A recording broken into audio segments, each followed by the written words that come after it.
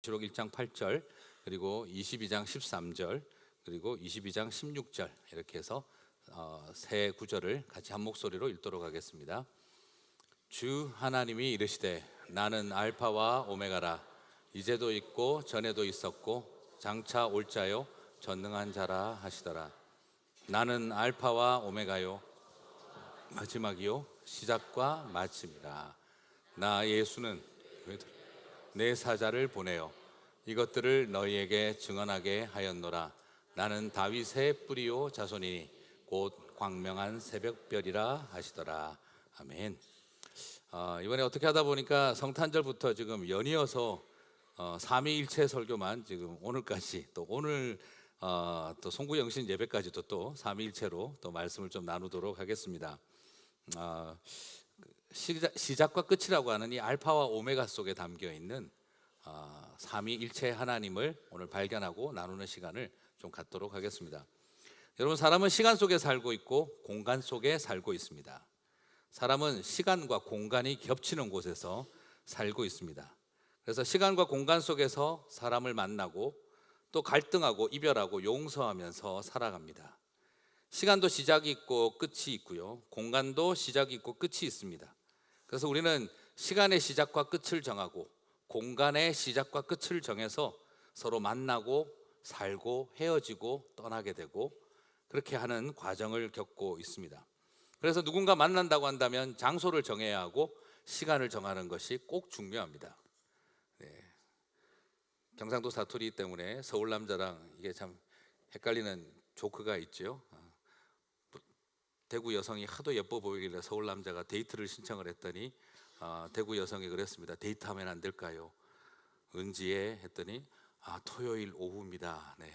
그래서 어디에 했더니 식당에서 만나겠습니다 했던 죄송합니다. 다시는 이런 거 하지 않겠습니다. 네. 사람을 만난다는 것은 시간과 공간, 이게 굉장히 중요합니다. 그래서 우리는 공간 속에서, 시간 속에서, 정해진 시간과 정해진 공간 속에서 사람을 만나고 헤어집니다. 자, 우리는 나름대로 우리가 스스로 시간을 컨트롤할 수 있다고 생각을 합니다.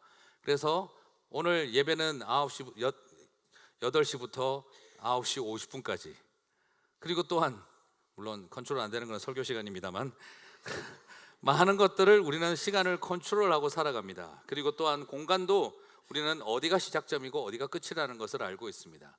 그래서 우리는 그런 것들을 서로 정해놓고 동선을 만들면서 살아갑니다.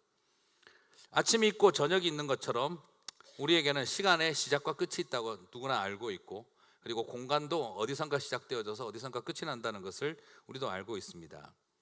자, 그런데 한 가지 조금 어려운 것은 이런 어떤 우리의 현실 속에서 살아가면서 시작과 끝이 있다는 것을 알고 있지만 근원적인 시간의 시작과 끝이 있을 것이라는 걸 예상을 하지만, 그러나 근원적인 시간의 시작과 끝은 우리가 잘 알지 못합니다.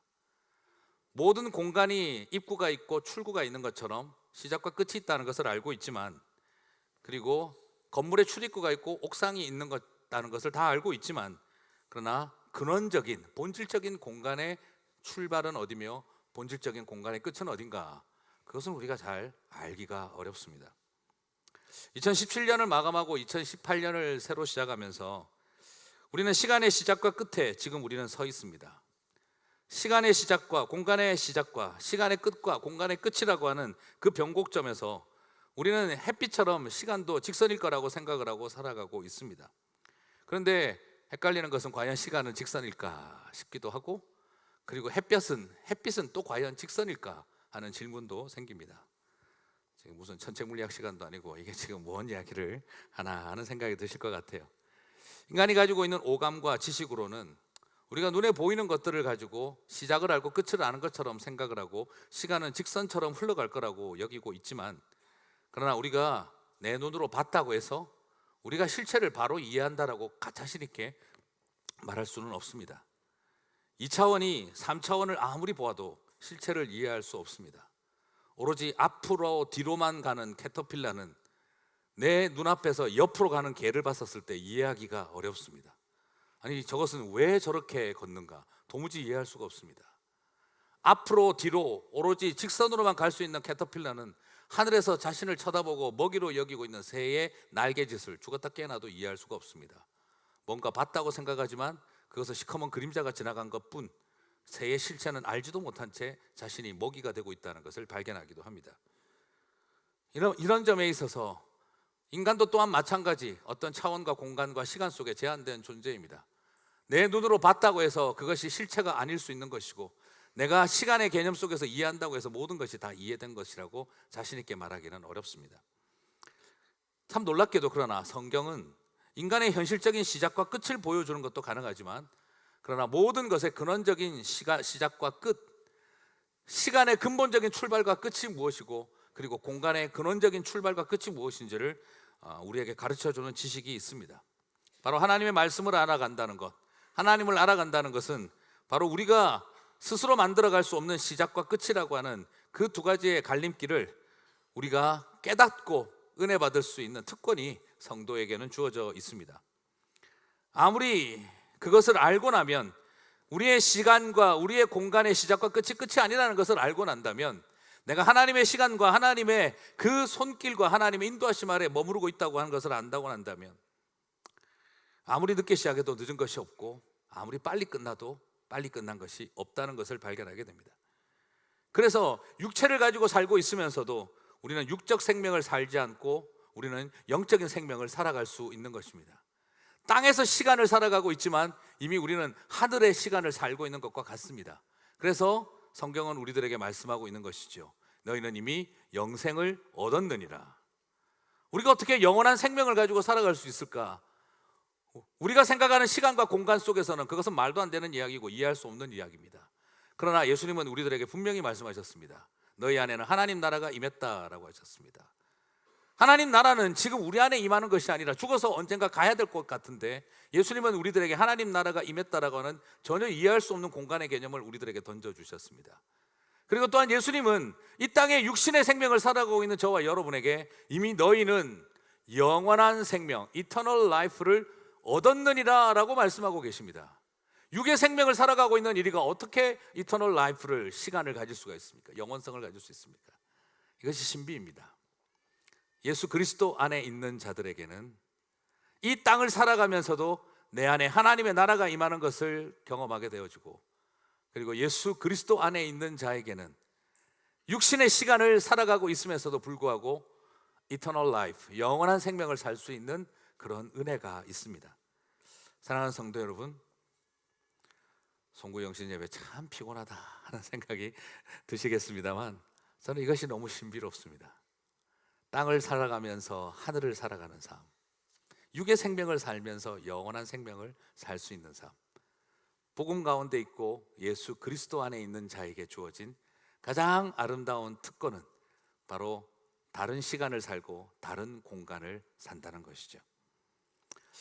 저는 오늘 이것을 바라보면서 우리가 이것을 알고 우리가 이것을 깨닫고 살아갈 때에는 시간과 공간 속에서 자유로운 예수님과 하나님을 만나고 살아간다는 것은, 우리는 마치 이 공간을 갖지 못하면 죽을 것 같고, 이 공간을 채우지 못하면 절망적일 것 같고, 지금 이 시간을 참고 살아가는 게 너무너무 고통스럽게 여겨지지만, 내가 예수 그리스도 안에 있을 때에는 우리는 얼마나 많은 이 시간과 공간 속에서 자유롭고 넉넉하고 부요한지 알 수가 있습니다.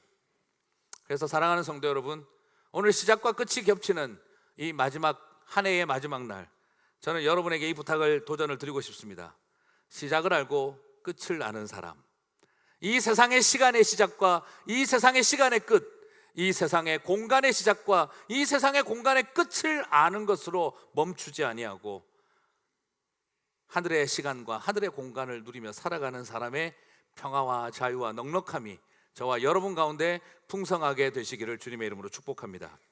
오늘 알파와 오메가로 자기 자신을 드러내신 하나님, 예수님, 그것이 우리에게 미치는 의미는 저와 여러분은 시간의 시작과 끝을, 다른 관점에서 시간의 시작과 끝을 알고 살아가는 사람들이라는 것이죠. 새 하늘과 새 땅을 사는 사람들, 그리고 영원한 시간을 사는 사람들, 그것이 우리에게 주어져 있는, 하나님을 믿는 백성들에게 주어져 있는 이 세상에 알 수도 없는 특권 중에 특권입니다. 새하늘과 새 땅을 사시는 저와 여러분이 되시기를 바랍니다. 2018년 한 해는 새 하늘과 새 땅을 살며 하나님의 나라를 이 땅 가운데 살아가는 저와 여러분이 되시기를 바랍니다. 그리고 또한 이제 여러분은 영원한 시간을 살아가시는 2018년의 한 해가 되시기를 바랍니다. 내 육신의 시간 때문에, 내 육신의 시간의 길이와 짧음 때문에, 그것 때문에 우리의 마음을 빼앗기는 것이 아니라 하늘의 시간을 누리고 살아가시게 되기를 바랍니다. 그것이 바로 자유입니다. 하늘을 맛본 자가 땅을 바라보며 누리는 여유이고, 영원히 무엇인지 아는 사람이 이 세상의 시간을 바라보고 느끼는 여유가, 그게 바로 자유입니다. 2018년 한 해 동안 그 자유가 풍성하게 임하는 저와 여러분이 되시기를 주님의 이름으로 축복합니다. 자, 그러면 알파와 오메가는 뭘 뜻하는 걸까요? 자, 오늘 우리는 본문에서 살펴볼 때 전에도 알파와 오메가라고 하는 이 1장 8절은 전에도 계셨고 지금도 계시며 장차 오실이라고 우리에게 묘사하고 있습니다. 하나님이 알파와 오메가라는 말은 전에도 계셨고 지금도 계시고 장차 오신다는 과거, 현재, 미래를 채우고 있는 개념으로 나타나고 있습니다. 그런데 여러분이 알파와 오메가라는 표현이요, 삼위일체를 설명하는 거예요. 자, 이걸 위해서 1장 8절을 다시 한번 보겠습니다. 주 하나님이 이르시되 나는 알파와 오메가라, 이제도 있고 전에도 있었고 장차 올 자요 전능한 자라 라고 했습니다. 자, 신약 성경에서도 전능한 자라고 표현하는 것은 구약 성경의 엘로힘이라고 하는 전능하신 하나님을 표현하는 것입니다. 여러분 많이 들어보셨죠? 구약 성경에서는 하나님을 전능하신 하나님으로 묘사하고 출애굽기부터는 본격적으로 어떻게 묘사합니까? 여호와 하나님이라고 묘사합니다. 그래서 하나님께서 모세에게 말씀하실 때 이렇게 이야기를 하죠. 내가 너희 조상들에게는 전능한 하나님으로 나타났으나 이제 내가 너에게는 여호와 하나님으로 나타나리라. 그러면서 전능하신 하나님과 여호와 하나님의 두 가지 이름을 가르쳐 주셨습니다. 그래서 구약에 나타나는 하나님은 전능하신 하나님, 야훼의 모습으로 많이 나타납니다. 자, 그러면 주 하나님이 이르시되 나는 알파와 오메가라, 이 하나님은 성부, 성자, 성령 하나님 중에 누구이시겠습니까? 답을 다 가르쳐 드린 것 같은데요. 성부 하나님을 말하는 것이죠. 전능하신 하나님, 바로 우리가 구약에 나오는 하나님을 말합니다. 그런데 여기에서 조금 관심을 끄는 것은요, 전에도 있었고는 오케이, 지금 있으며, 지금 계신 분은 누구죠? 예수님께서 승천하시면서 누구를 보내신다 그러셨습니까? 또 다른 보혜사를 보내리라, 성령님을 주신다 그랬거든요. 그럼 지금 계시는 분은 성령님인데, 성부 하나님이 전에도 계셨고 지금 계시며 장차 오실 리, 장차 오실 리는 누굽니까? 예수님을 말합니다. 그런데 전능하신 하나님이라고 하는 구약의 전능하신 하나님이 자기 자신이 알파와 오메가라고 말하면서 하시는 말씀이 지금 계시는 성령님이고 장차 오실 예수님이고 전에도 있었던 하나님이라고 말하고 있습니다. 이미 이 속에 구약의 개념을 가진 성부 하나님이 자기 자신을 성령님과 성자와 동일하게 설명하고 있습니다. 그리고 더 놀라운 것은요, 여기에 사용되어진 동사 시제입니다. 전에도 계셨고, 당연히 과거 완료형이겠죠. 그러면 전에도 계셨고 하고 과거 완료형으로 끝나버리면 하나님의 계신 게 지금도 지속되는 겁니까? 소멸돼 버린 겁니까?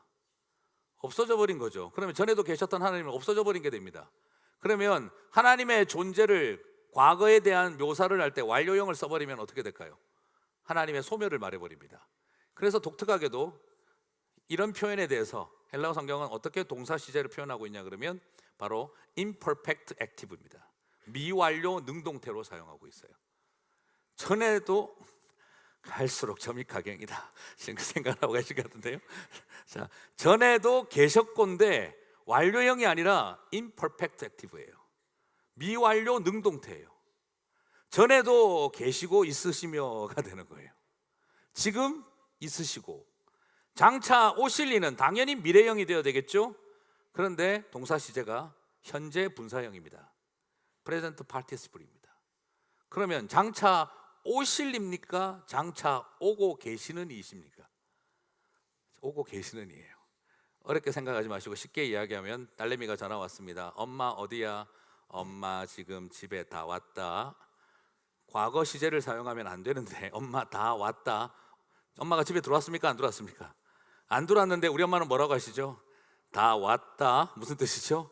지금 주차장 근처에 왔다, 뭐 이런 복잡한 의미가 담겨져 있어요. 지금 여기에 쓰여져 있는 이 표현들이 다 그런 표현들입니다. 전에도 imperfect, 계셨으면서 있으시고 지금 있으시며 장차 오고 계시는 이라는 거예요. 이미 오고 계신다는 것입니다. 말 그대로 모든 것이 다 뭐죠? 번역을 하자면 현재형으로 번역해버려도 아무런 문제가 없습니다. 그래서 성삼위 하나님에 대한 표현은 전에도 계시고 지금 계시며 장차 오시는 이라고 번역해도 전혀 문제가 될 게 없습니다. 이게 바로 하나님의 속성이십니다. 그런데 오늘 또 놀라운 것은 계시록 22장 13절입니다. 계시록 1장 8절에서는 성부 하나님이 알파와 오메가라고 했죠. 그런데 계시록 22장 13절을 보겠습니다. 나는 알파와 오메가요, 처음과 마지막이요, 시작과 마침이라. 질문 던지겠습니다. 여기서 나는 누구일까요? 여기서 나는 누구일까? 계시록 22장 전체를 읽어보면 바로 아실 수 있습니다. 그 정답은 16절에 나옵니다. 바로 13절 이것 다음에 나 예수는 교회를 위하여 내 사자를 보내어 이것들을 너희에게 증언하게 하였노라. 뭘요? 알파와 오메가라는 걸. 나는 다윗의 뿌리요 자손이니 곧 광명한 새벽별이라 하시더라. 자, 여기에서 알파와 오메가라고 한 나는 누구입니까? 장학 퀴즈 같습니다. 그죠? 바로 예수님을 말합니다. 그러면 1장 8절에서 알파와 오메가는 누구였습니까? 성부 하나님이었습니다. 그런데 22장 13절에서 알파와 오메가는 누구입니까? 예수님입니다. 그러면 전능하신 하나님도 알파와 오메가이고, 그리고 다윗의 자손 예수도 알파와 오메가입니다. 성부 하나님과 성자 하나님이 위격이 다른 하나님이시면서 동시에 한 하나님이십니다. 이게 바로 계시록에 나타난 삼위일체의 모습입니다. 그러므로 이것은 우리에게 뭘 보여주느냐? 창세기의 시작에 나타나신 하나님과 계시록의 마지막 때에 다시 오실 예수님이 같습니까? 다릅니까?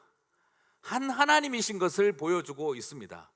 성부 하나님은 알파고 예수님은 오메가가 아니라 바로 태초에 세상을 만드실 때부터 하나님과 말씀은 함께 하셨고, 그리고 마지막 때에 다시 오실 예수님과 함께 그 모든 것을 완성하는 것도 한 하나님이신 것입니다. 그래서 예수님은 요한복음에서 계속 말씀하신 것입니다. 내 안에 아버지가 계시고 내가 아버지 안에 있다라는 거죠. 여기 그림 보이시죠? 성령님이 함께 하심으로 삼위일체 하나님이 하나 되고 있다는 걸 보여주고 있는 거예요. 목사님, 송구 영신 예배 지금 이게 우리랑 무슨 상관이 있습니까?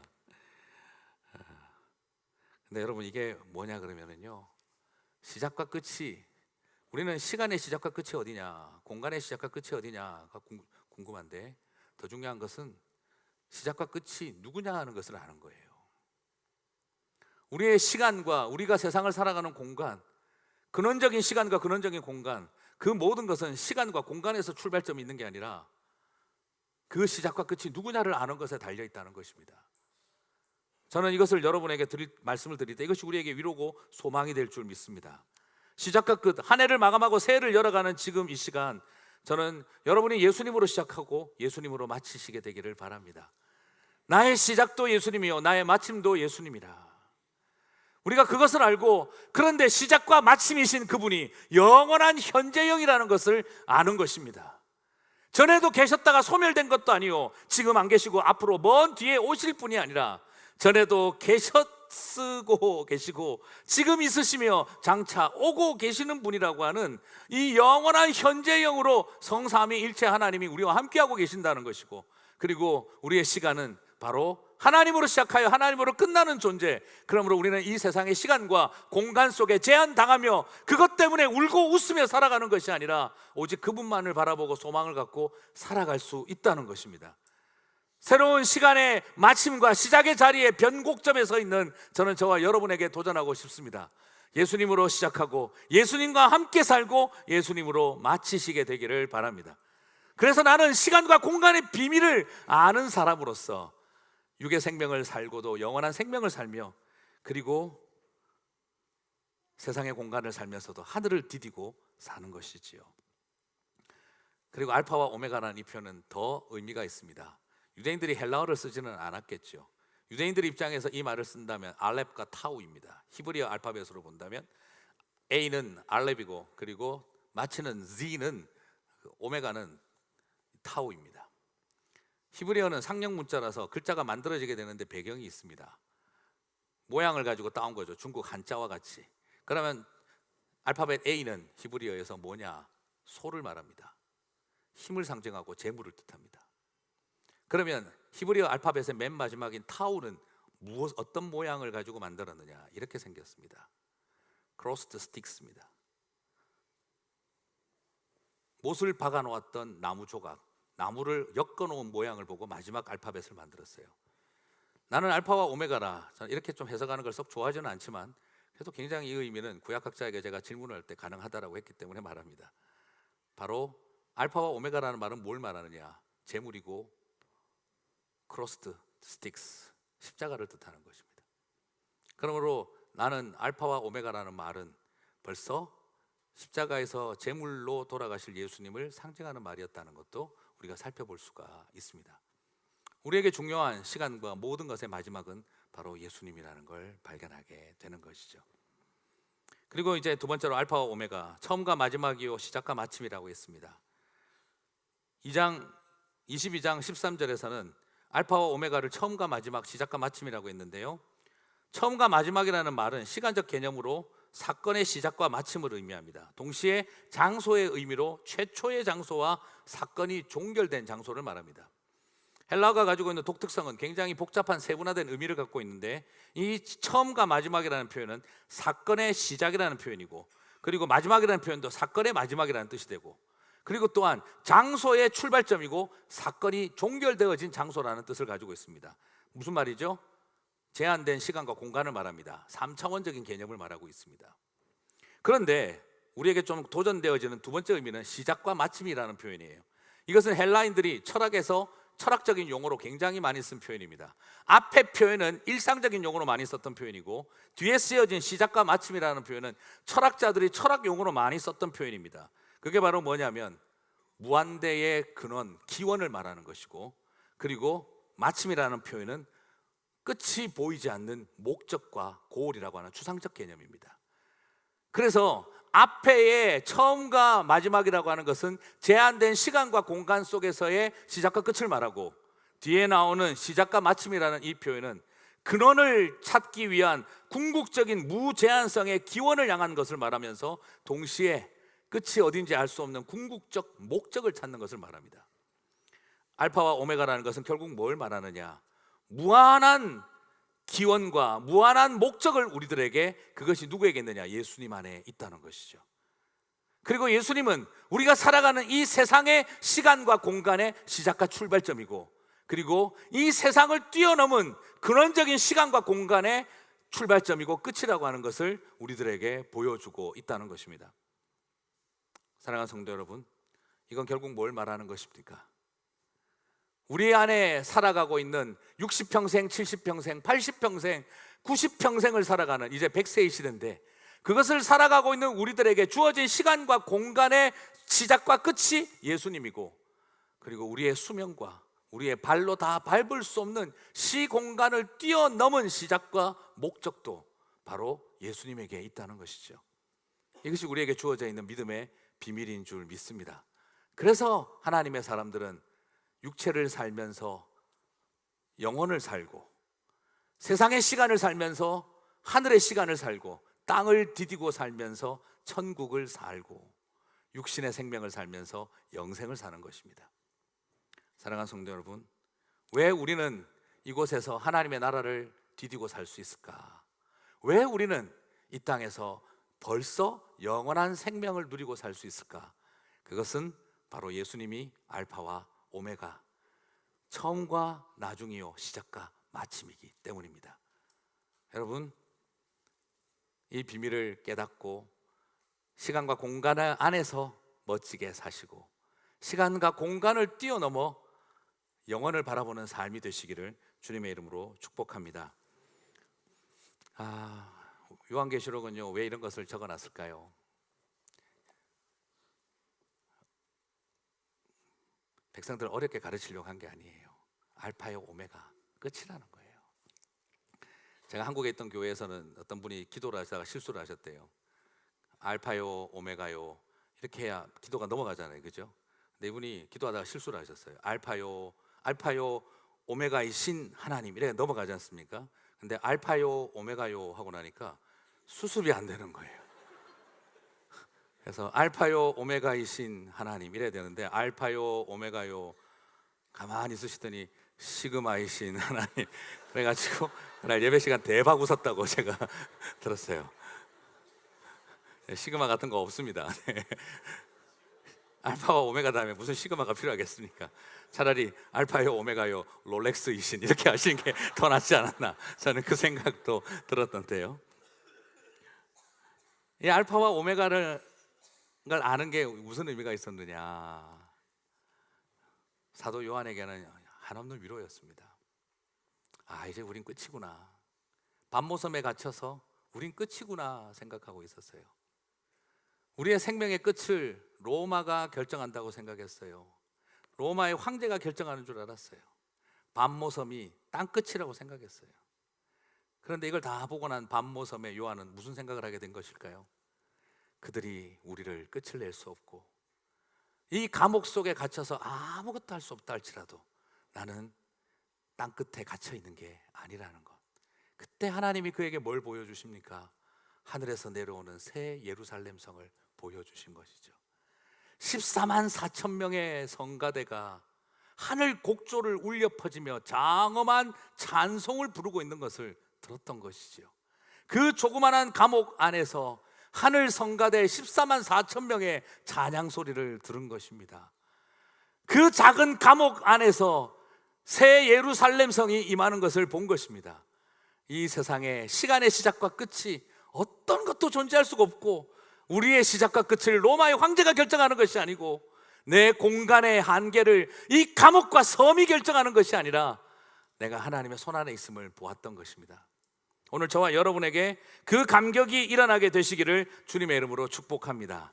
이 시간의 시작과 공간의 시작과 끝의 이 변곡점에 이 송구영신 예배에 오신 여러분, 모든 것의 시작과 끝은 달력이 결정하는 것도 아니요 이 세상이 결정하는 것이 아니라 바로 알파와 오메가 되신 하나님 안에 거할 때 우리는 찰나를 살아가며 영원을 살아가고 순간을 살아가며 그리고 하나님의 영원성을 누리며 살아갈 수 있는 특권과 축복이 주어져 있는 줄 믿습니다.